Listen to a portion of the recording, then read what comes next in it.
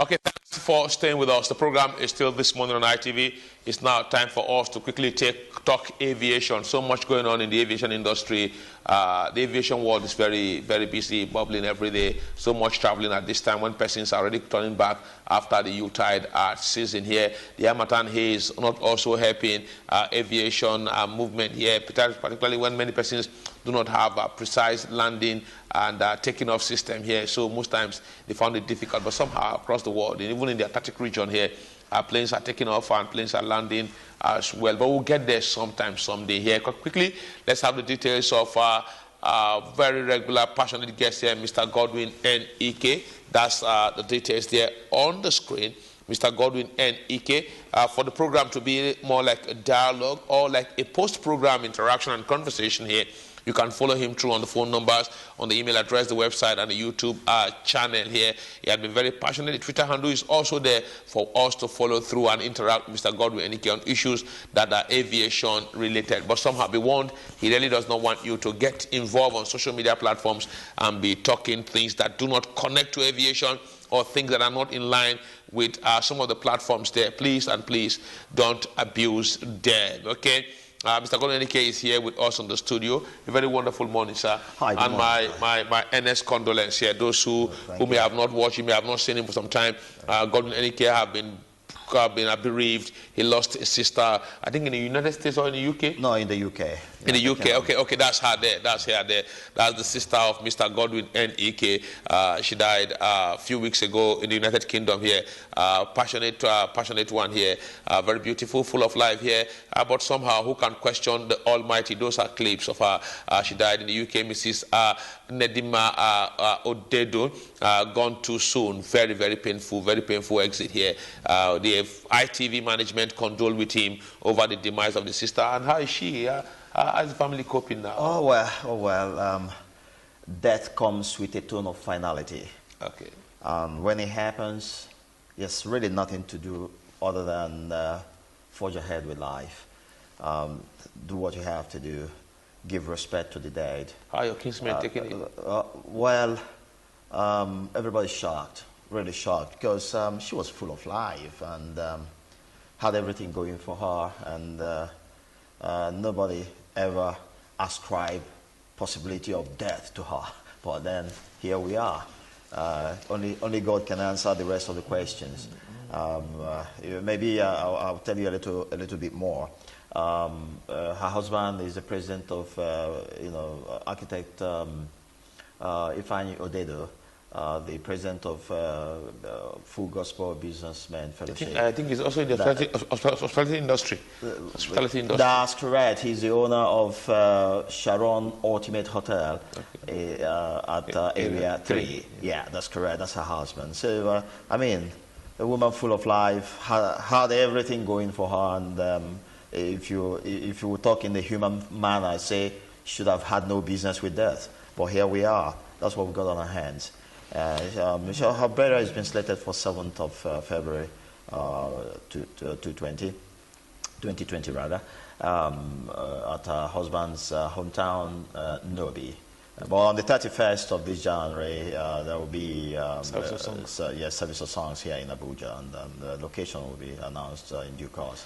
So that's what we have. Okay, our earnest condolence here from the management. So and the soul of the departed rest in perfect peace. Okay, earnest condolence from the general manager, Barisamba Olagwe, and management of ITV. We actually condole with you and your family, and even our husband and children at this very trying moment here. Okay, quickly now let's talk aviation here. Yes, that's right. So much of the Harmattan haze, flight disruption here.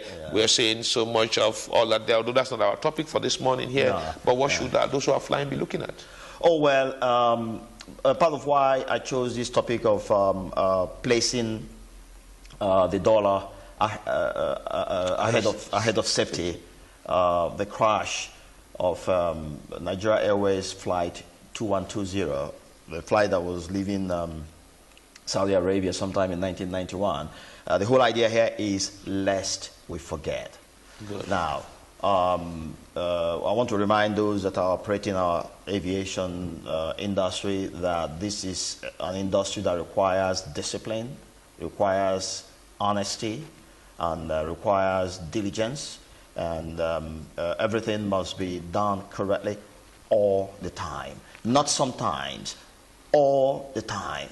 Be as perfect, if you will, say to yourself, I want to be as perfect as God, even as impossible as that is. But that is the whole concept, the mentality. You will never take any chance because you've got souls in this machine, and the business is to deliver them to their destination safely. That is the beginning and end of the business. And so if you do anything short of that, you're being irresponsible. And so we're going to see in part 2 of this placing the dollar. I mean, if you hear the title I chose for this, placing the dollar above safety, ahead of safety. That means somebody chose to deal with the issue of reckoning money as against making sure that people were taken safely to their destination. Let's forge ahead. Yeah, so let's get to quickly part one. Part one is cause of the accident. Part 2 of this is part 2 of it. We did part 1 last week. Correct. And we're continuing this week. We have clip 1. That's clip 1 on the screen there. Wonderful. Cause of the accident, shortly before the departure. That's correct. Yes. Shortly before the departure, by the way, let me give, because I should have brought the last clip of last week to refresh the minds of our viewers and maybe people who are catching up only from today to have an understanding of what's going on. This was a flight that took off sometime in 1991 to bring Hajj pilgrims from Saudi Arabia back to Sokoto in Nigeria with a chartered airplane, a DC-8 that was started by Nigeria Airways and subleased to Whole Trade company who had the contract of moving around the pilgrims. And of course, as the plane was making to take off, the contractor there, that is a man who was managing the entire business. Can we go back? Let's go back to clip 1. We're still with clip 1. Yeah. So anyway, let me read on, and people will follow. Now that they have a little short background of this, they should be able to follow what we're dealing with. Now, cause of the accident. Shortly before the departure of Nigeria Airways Flight 2120 from Saudi Arabia, the flight lead mechanic, who had noticed that the number 2 and number 4 tire pressures were below the minimum for flight dispatch, attempted to inflate them, but found the nitrogen cylinders in the aircraft completely empty. By the way, it's important for my viewers to know, and you too, to know that unlike your car, where you put in air to inflate your tire, that of airplanes, those tires are inflated with nitrogen gas. So, but when the engineer noticed that the tires were really too low for safe takeoff, he wanted to inflate them, but found all the cylinders in the chartered airplane empty. That's reckless, extremely reckless. Yeah. So, but listen to the further thing that happened. The flight project manager, as a matter of fact, the main culprit in this accident, the flight project manager, unwilling to accept a delay, disregarded the challenge and positioned the aircraft for dispatch. Now, this man had been informed by the lead mechanic that it wasn't safe for that plane to leave with those tires. And then when they found out that they had no nitrogen, oxygen in the airplane, they needed to borrow or find within the city of Saudi Arabia. Even within the airport community. Yes, one way or the other, but time. He said, no. These people will cancel their contract. Let them manage. Just dispatch this airplane. Crazy. The craziest thing anybody working, for any of the airlines would ever do. This is the whole idea, to get our people change their mentality and begin to think well and make sure that we never record crashes in Nigeria again.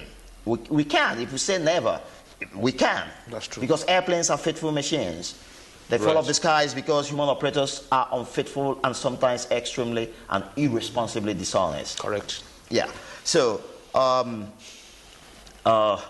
stopped at the flight manager, unwilling to accept the delay, disregarded the challenge and positioned the aircraft for dispatch. Having been cleared for departure, the aircraft taxied off for takeoff. He had to taxi about 5 miles to a point of takeoff. You know, the Saudi Arabian King Abdulaziz Airport is such a massive and huge place. Okay, as the aircraft was taxiing, the transfer of the load from the underinflated number 2 tire to the number 1 tire. Now, the number 2 tire was underinflated. For that reason, mechanically speaking and scientifically speaking, it wasn't carrying the kind of load it should carry. So he began to transfer load to the one that was properly inflated, which was the, as I have it here, the number. I had mentioned it here. Number 1 tire. Yeah, number 1. Yes, it transferred the load from that deflated number 2 to number 1 tire on the same port side axle. That's true. And that resulted in deflection, overheating, and the weakening of the number 1 tire. The number 1 tire was perfectly all right, but because of the deflated number 2 tire, it had to transfer load to that one, and in the process deflated it also, and also weakened the tire. Remember, they did about 5 miles of slow taxiing to the point of takeoff. Okay, listen to the rest of the story. As the aircraft was taxiing, the transfer of the load from the underinflated number 2 to the number 1 tire on the same port side axle resulted in over-deflection, overheating, and the weakening of number 1 tire very early on the takeoff roll. The number 1 and number 2 tires failed. As a matter of fact, the number 2 tire strangely stopped rolling, leading to friction of the tire assembly with the runway, generating enough heat to start a self-sustaining fire. As the aircraft built way back in 1968 was not equipped with fire or heat sensors in the wheel well. I'm going to show you the wheel well and you see what it looks like. The crew were not notified of the fire that had ensued. Good. So as they were doing the takeoff run, one of the tires even locked. Good. After deflating and of course crushing the rubber of the tire proper. Okay. It took on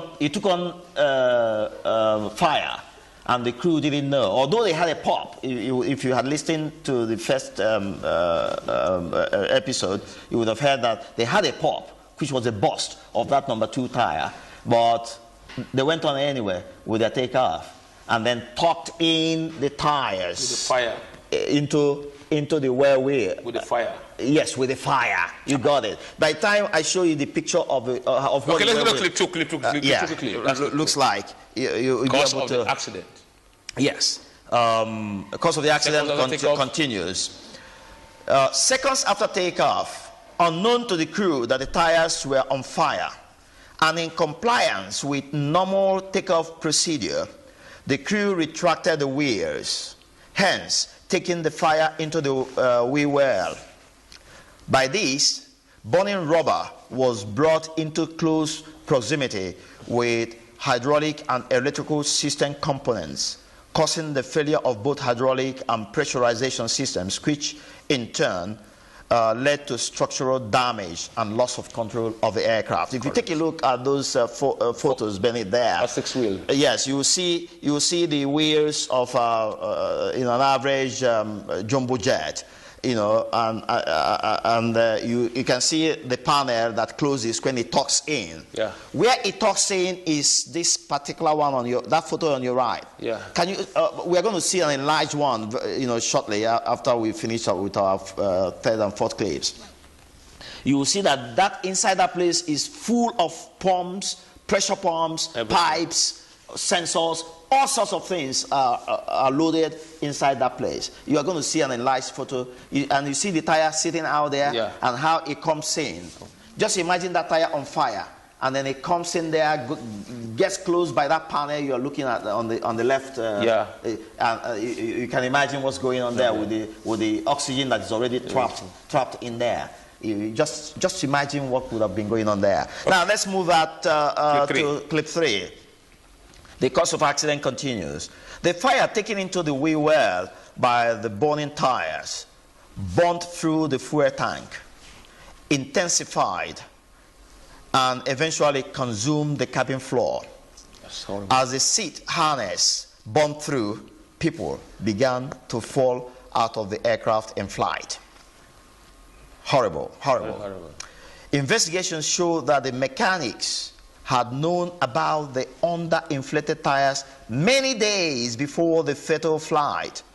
But the project manager, lacking the relevant training, could not make an informed decision.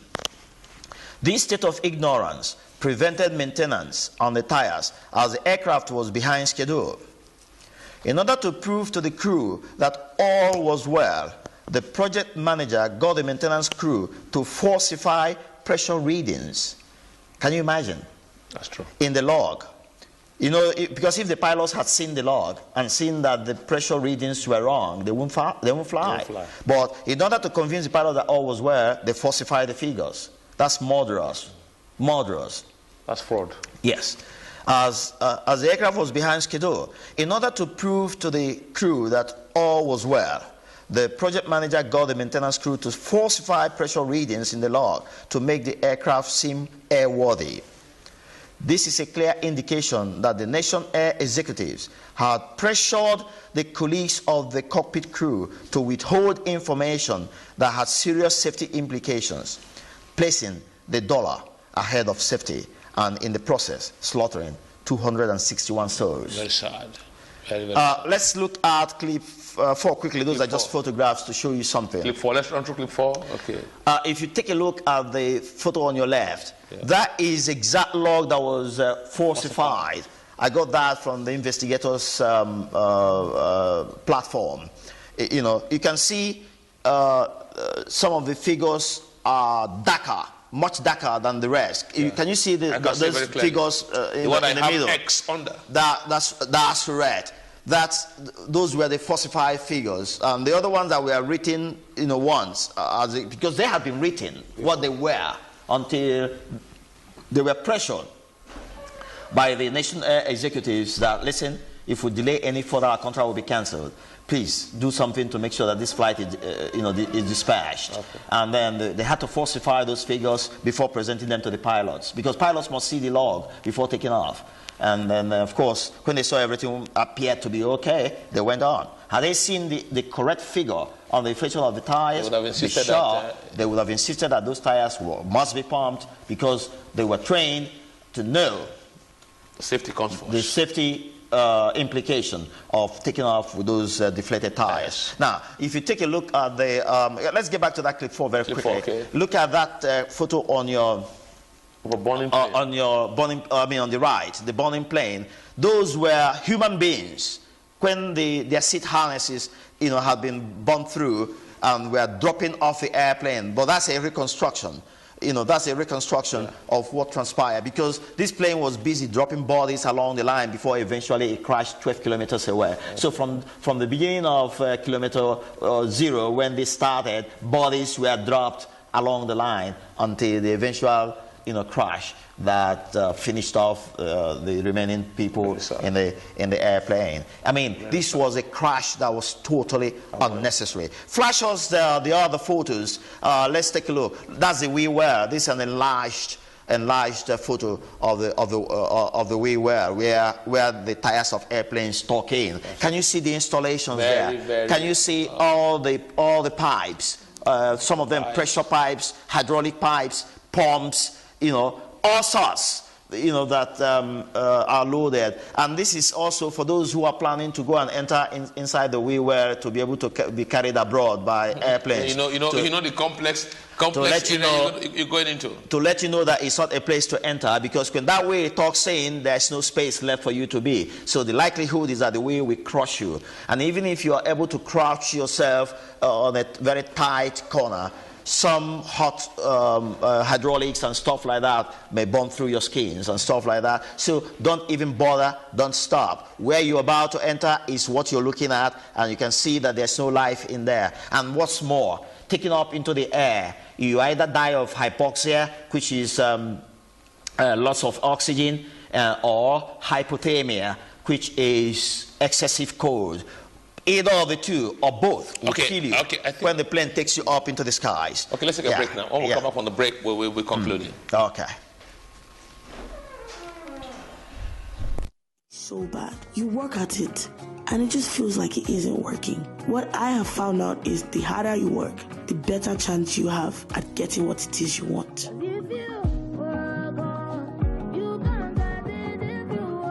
I remember longing for the days I could afford my essentials. I mean, I wanted luxury, but my essentials were priority.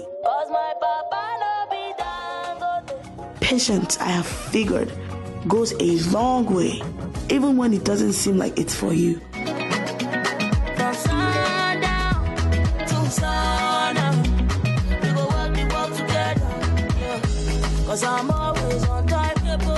But as they say, good things come to those who wait. Right now, there's nothing that can stop me from being the best. I have worked hard. I have waited. I have my essentials. The world is mine.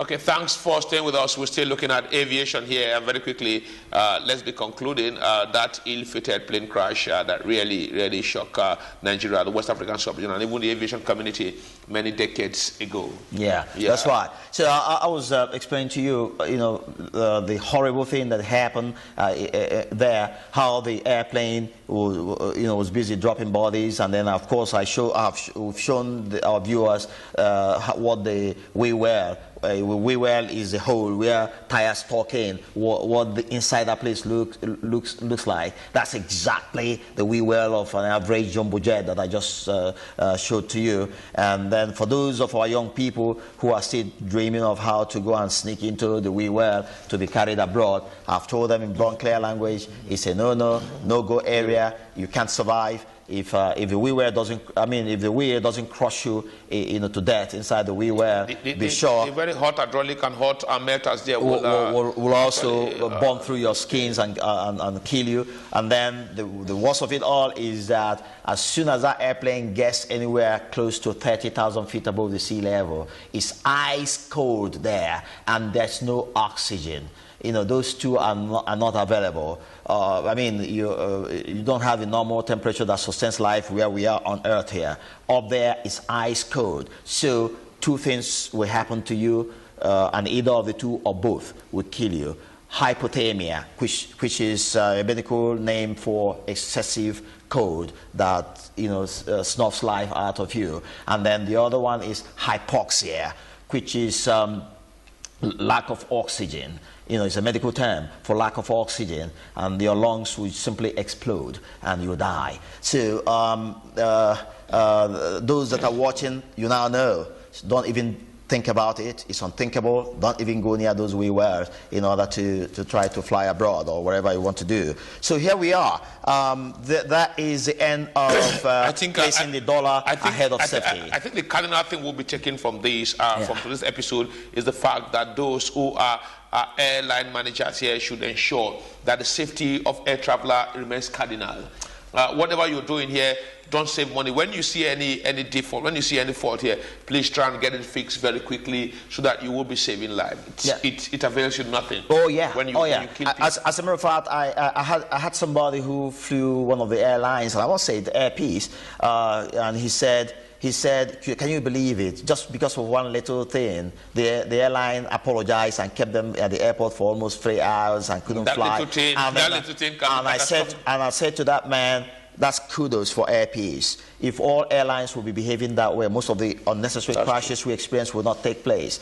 That thing you call little can kill you. That's what I told the passenger who was lamenting and grumbling and complaining that his time was wasted, that he missed his his appointment and all this blah blah blah. I say you missed all those, but you kept your life. It could have been your life, no appointment, and the end of you on earth forever and ever. That's what it would have been. So it was a good decision by Air Peace on that day. I don't know what flight it was, but I heard somebody complaining bitterly. So, and he didn't know he was talking, within the earshot of an aviation person like me. So I had to correct him, and I had to change his mentality, and he thanked me for learning something new. That's safety first. Okay, thank you very much, Mr. Godwin Enike. Our sincere condolence again to you and the family. Sometimes, like what many will tell you, when somebody is bereaved, you don't know how painful it is, because you may not be very close to the family, but somehow those who have shared fraternal bond with the person actually know that it's very heavy. And like the former president will always say, good luck, Jonathan, that when you carry the corpse of a stranger, it sounds like a log of wood. When you carry the corpse of a relative, then you know how heavy that corpse could be on your shoulder. We thank you very much. Thank you. Pray that God will grant you, the family, the fortitude to bear the irreparable loss. Thank you very much. Okay, on that note, we end this interview segment. Thanking Mr. Godwin Enike for finding time to come despite moments of grief and heavy heart. Here, we'll take a break. When we return from the break, we'll be looking at the renewed tension between the U.S., Iran, and conflicts around the Middle East after this break.